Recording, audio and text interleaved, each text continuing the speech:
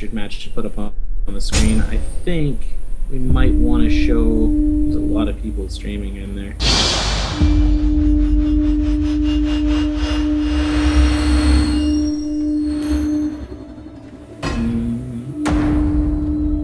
Would you like to feature? I chose the first couple. I think you should find us a match this time. Save me the mental filtration. I'll take the obvious choice. Well, I guess there's a few obvious choices. Let's see.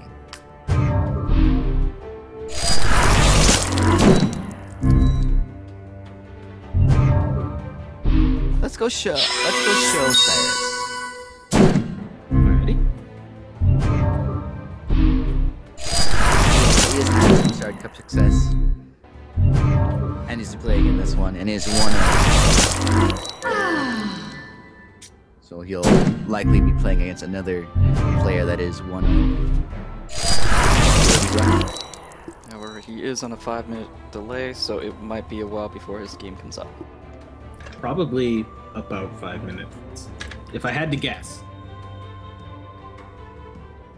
I am going to take this time to get up and go to the so, 5 minutes to walk 5 feet, grab a glass, And drink for 5 minutes.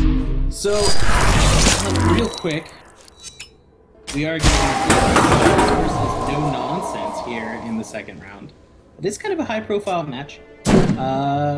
Once again, if you guys have any ideas of what decks you like or have seen in round 1, make sure you tweet those out to hashtag Sapphire Cup.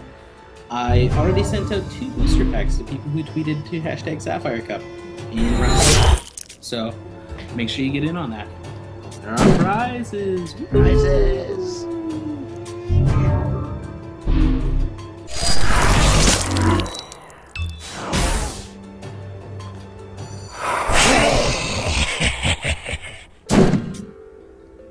So, Hacky, I did see a little bit of you playing Constructed Gauntlet.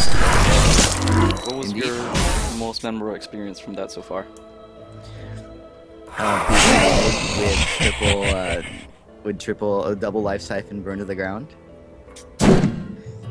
Yeah, this is the Heart of Fire deck that I took into the Season 1 Ruby Cup. Took that into Gauntlet. I feel like that's a deck that could potentially do really well in a best of 1 format. Went up against a Dimid deck. Dimid, of course, being one of a burn deck's like most hated enemies, as you go turn 2 Soul Marble and pump it up and Dimid it and attack and gain 6 health, and it's bad for her. But ended up with 2 Hearts of Fire in play. He gets a 26 plus health Dimid. With 1 health remaining, he gets me to 1 health, isn't able to finish me off. I draw a Crackling Bolt. So with 2 Hearts of Fire in play, I go Burn, Crackling Bolt, Life Siphon, Burn to the ground for a lot of damage. More than and of course, Heart of Fire gives you 1 resource back for every damage you deal to an opposing champion with an action or constant. So 1 burn gives me 4 resources back. Crackling Bolt for 2 gets me 6 resources back, which makes the Life Siphon really huge, which is a lot of damage. But actually, I probably didn't have a 3rd thing. I might be misremembering, but still. You had burn, bolt, double burn to the ground, and a life. It was a very stacked hand, and you needed all of them. And the second Heart of Fire. The second Heart of Fire would have made it possible when it was starting to get out of control. But yeah, 2 Hearts of Fire unanswered can lead to interesting hands like that. Now, it's not a deck that I'd probably take into a Shard Cup unless I was feeling like just having fun. I've done that before. Just the types of decks that people bring into this metagame. It doesn't like Sapphire control at all. Dimid and winning gear. Just gaining health makes burning out people harder, but it's a fun deck to play. I'd recommend trying that if you want something very different. It's interesting to see a non-troop-based deck, just because like of the hoops and the setups and the combos you guys have to put together to pull it off. the advantage it has is that in a best-of-1 format especially, decks run mostly troop destruction, troop hate, things that handle troops. So that's by and large the way most decks win. In best-of-1, its advantage is that it has no troops, so any card that answers just troops is dead. We have a couple of tweets out in the Tweeterverse. Gin and Tonic saying he's having a great time in the Sapphire Cup. So far, the first match was close. Fernando says, Penta best commentator ever. It's not going to sway my prize decision, but thank you. Although all of our commentators are amazing. Godfrey simply tweets hashtag Sapphire Cup, getting us out there. Thank you for that. And Elliot Van Warmer tweets, although I lost round 1, I'm very hopeful for Wintermoon decks. Hashtag Sapphire Cup. Yeah, gotta get those Wintermoon decks. So we're getting closer and closer to Cyrus firing, unless of course, without his energy drinks that he gave up for the charity stream, he's fallen asleep. It is fairly late in the European time for this tournament to be running. I know we've received complaints about that several times, so... Correct. I believe Cyrus lives in Germany, and I believe at that right now there, I think it's 7 p.m. in the evening. Which isn't too bad. It's about time to get up. Here we go. Cyrus is alive and well, though you don't see it on your screen, on the stream. But we will get started shortly.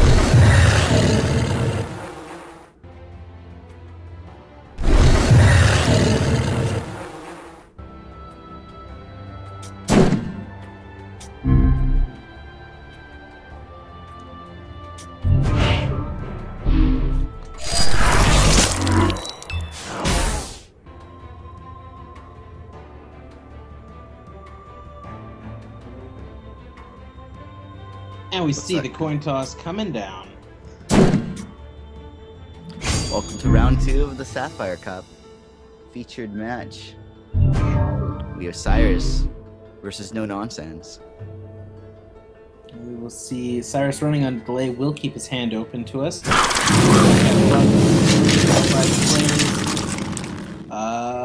Tetzot versus Dimid here. Do you predict? Is this a Sapphire Ruby Tetzot? Near the end of the Shattered Destiny, we saw a lot of that style deck. So, now that I see that Sapphire. Sapphire, of course, getting Arcane Focus, one of the best turn 1 plays in the game. You get to play it on turn 1, look at the top card of your deck, top 2 cards of your deck, put one in your hand, shuffle the other back into your deck.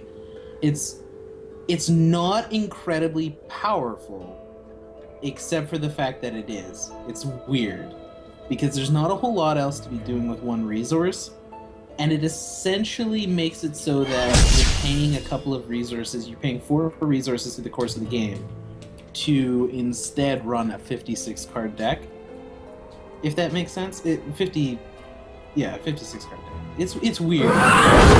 We see Cyrus lays out a blood and a diamond across his first 2 turns, the diamond first of course, and gets Soul Marble down on turn 2, where on the other side, No Nonsense is tunneled it and there's a lot of things that can be between Ruby and Sapphire, although the much hated enemy of set 2, Reese the Crustcrawler, is a likely option. But this is one of the decks where it could run something different for sure. Likely not Fisher Smith, as I would hold a Fisher Smith, but it could actually be Mesmeric Hypnoscientist. Or Subterranean Spy, which is a card that I know for a fact that No Nonsense is a huge fan of, because information on your opponent's hand is huge. We will see Jags the Blade Master come down, and Cyrus top decks an Angel that will come into play, free as ability. We'll see if he develops the board at all in addition.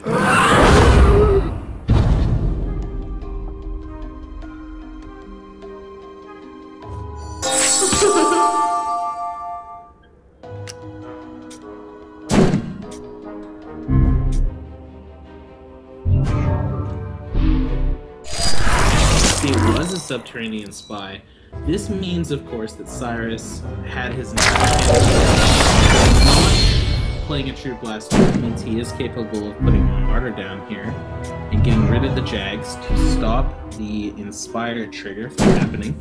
That being said, the Subterranean Spy still hits the board, and with the Monument to the Martyr on the board is a 4-3 on turn 4. We see another resource played, and the Buccaneer comes down, sending that Angel of Dawn back to hand. The tempo loss here for Cyrus is going to be substantial. These 4-3, and 3-3, a little preferable to double damage, but still going to hurt.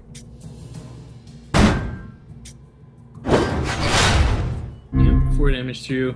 That Angel of Dawn now costs 6. No Nonsense knows that he's generally going to be safe for a moment or two here. That being said, we do see the Vampire Princess come out on Cyrus's side, again leaving him no resources open to enhance his Soul Marble to start chiseling away. And with the Monument to the Martyr available, both of No Nonsense's troops can swing in here and survive a potential block by the Princess itself. Again, the Angel of Dawn, Vampire Princess, and Shards in Cyrus's hand are all known information because of that Subterranean Spy. And then the second Angel of Dawn, of course, known information because it was buccaneered. We see Crackling Bolt played to deal with the Vampire Princess, leaving Cyrus with no board and another Tunnel Troop from No Nonsense. There's not any nonsense coming from here. That's a bad joke. Not letting up for a second. We see Cyrus lays down Angel of Dawn, just about his only play here. Could have laid down the Vampire Princess and hoped for some potential health gain, but he has no good blocks then. So we will likely see a swing here from No Nonsense into the board. Angel of Dawn gets in front of the Buccaneer, which will kill the Buccaneer in response. It's not a chump. We see the Crackling Bolt come out, which will deal with the Angel of Dawn. And then Tetzot is played, and Tetzot finds 6 shards. 7! Oh wait, no, 6. 6 shards, and then gets +1/+1 from the Monument to the Martyr. I was wondering how I miscounted that when they were all sitting next to each other.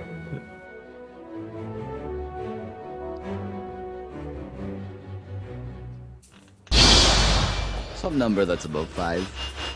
Yeah. Good. Pretty good for a rock elemental, to be honest. See, the Vampire Princess comes down. It is. Vampire Princess can block, and Cyrus will survive on 3 health. He is playing Blood Diamond. Is out here, of course, is Extinction. Even if he extinctions the board on his next turn, No Nonsense has a Tunnel Troop down, the Monument of the Martyr is on his side, and he still has 2 cards in hand even. Cyrus won't be able to develop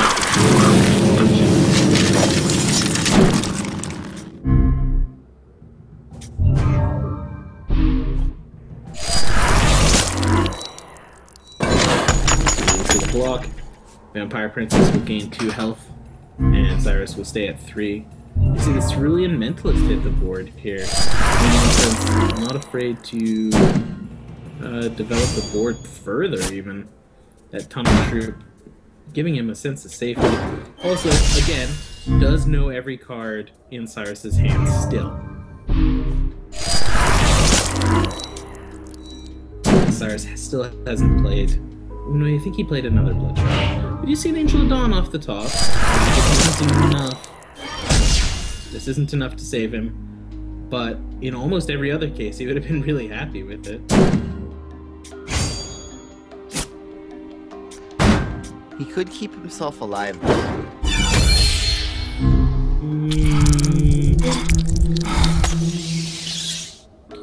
Oh, he could. If yes, he turns, Soul Armaments becomes Soul Armaments. Cavalry attacks. Yeah. With the damage charge bar. He just missed that entirely and conceded. It's a fairly hopeful situation, but we'll see if he can turn it around. This is 6 health here. That was made possible by the Angel of Dawn, but at least he can block. And can stop things. But yes, it is better to be barely alive than not alive. Yep, the only point of health that matters is the last one.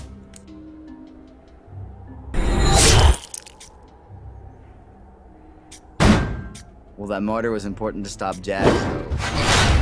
That extra damage is piling up. Ooh. The duplicitous Duke comes down and shifts its power onto the rock elemental, which will, because of the way copy works, and sure, okay, becomes a 7/8.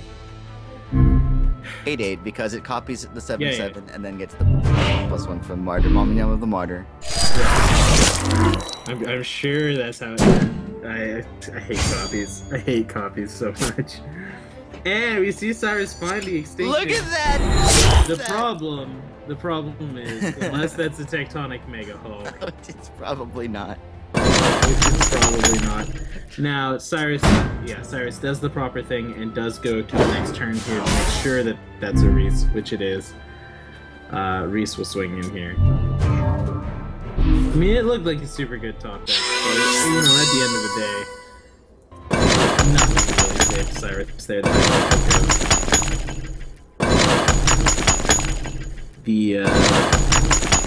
the duplicitous Duke was enough to seal that game on its own.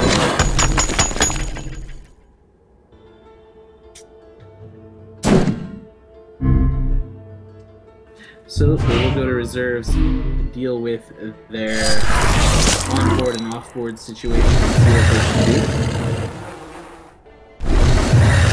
Back in the chat. As people know, technical fee is 35% depth.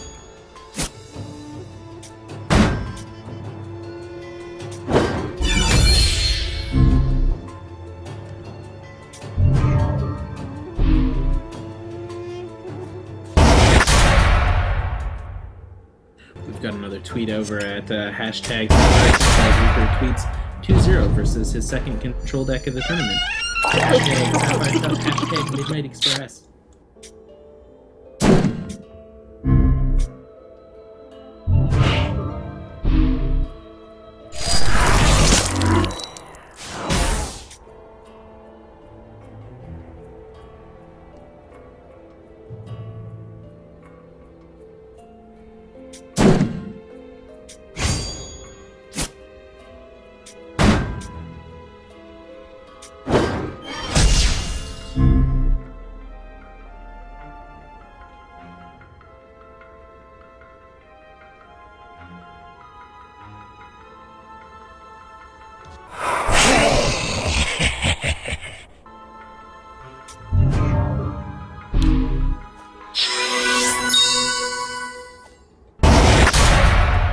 Game 2 is underway. The coin flip animation still happening. It's 100% irrelevant.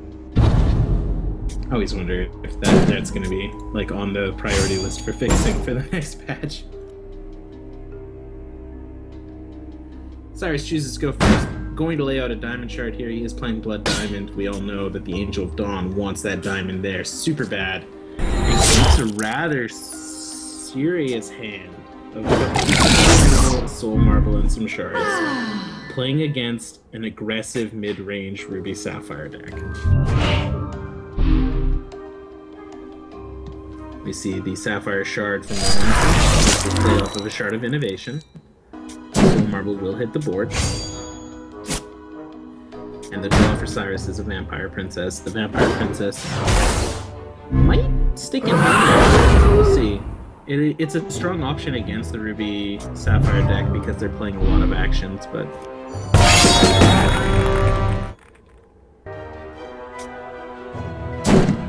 Another Shard of Innovation. Julie goes to 2 resources. No.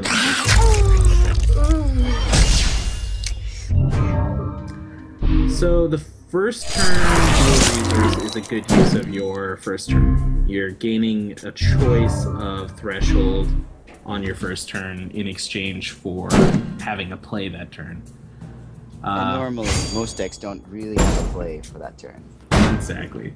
Every one that you play past that where you don't have a play, like no nonsense dropping that second turn there with no play kind of hurts just because you're losing a bit of tempo. And we see the Arcane Focus here pre-combat. So that must have come off the top because he could have played it last turn. Finds a Ruby Shard. And again leaves 2 resources hanging in the air.